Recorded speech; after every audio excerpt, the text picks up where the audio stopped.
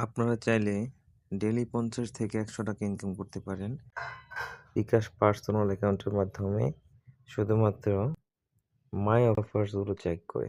দেখেন আমার মাই offers a কতগুলো অফার্স রয়েছে এখানে। কার্ড টু বিকাশে ৳১০ দেবে, ৳১৫০০ এড করলেই বা পেবিল যদি ৳৫০০ করে পেবিল করি তাহলে ৳১০। আবারও সেম পেবিলের জন্য ৳১০, আবার পেবিলের জন্য ৳১৫ ক্যাশব্যাক দিবে তারা। এরকম প্রতিদিনই আপনাদের একটা না একটা ক্যাশব্যাক থেকে যায় এই বিকাশ অ্যাকাউন্টে।